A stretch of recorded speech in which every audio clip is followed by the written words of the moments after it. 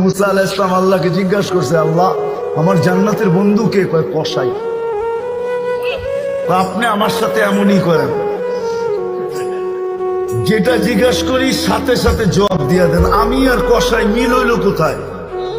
আল্লাহ বলে সিদ্ধান্ত এটাই, ওয়াকাউলুনাল ফাসাল, আমাদের সিদ্ধান্তই সিদ্ধান্ত। আচ্ছা ঠিকানা দেন, যায় দেখি কি আমল করে।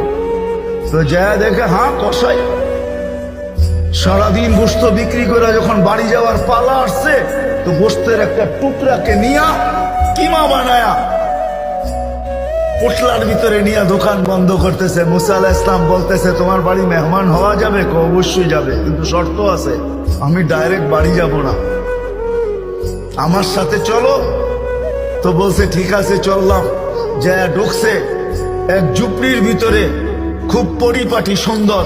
কিচেনে যে ঢুকা রুটি বানাইছে, তরকারি পাক করছে, রুটিকে চুবাইছে তরকারির ভিতরে।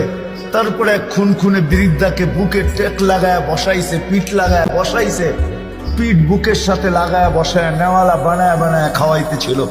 মুসা আলাইহিস সালাম দেখতেছেন, কেননা ওনার অভিজ্ঞতা ছিল খিজির আলাইহিস সালামের সাথে বেশি প্রশ্ন করা, 3 প্রশ্নেই ওয়াকআউট। আল্লাহর রাসূল বলছে, লাউ সাবারা মুসা লা আলিমনা কাসীরাম মিনাল খায়র। মুসা আলাইহিস সালাম যদি আরেকটু ধৈর্য ধরতেন, তাহলে আমরা আরো তথ্য জানতে পারতাম। তো উনি বুঝে গেছেন চুপ থাকাই ভালো, কিচ্ছু জিজ্ঞাসা করেন নাই। যখন খাওয়া দাওয়া শেষ, পরিপাটি শেষ, শোয়া দিয়া এখন বলতেছে, পাশেই আমার বাড়ি, চলো আমার বাড়িতে মেহমান থাকবে। এখন আর চুপ থাকতে পারেন নাই। তো বলতেছে, শোনো এই বৃদ্ধা কে? আমার মা। সকালে যখন যাই তো পরিপাটি কইরা যাই, খেদমত কইরা যাই। বিকালে যখন আসি তো আগে মার খেদমত করি, তারপরে নিজের ঘরে যাই।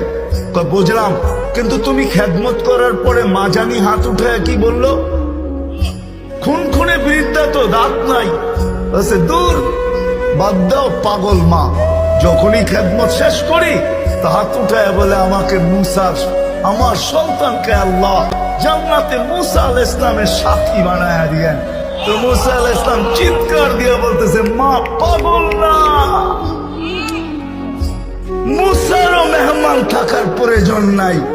জানার দরকার ছিল তুই আমার বন্ধু হলি, তো হলি কি করে?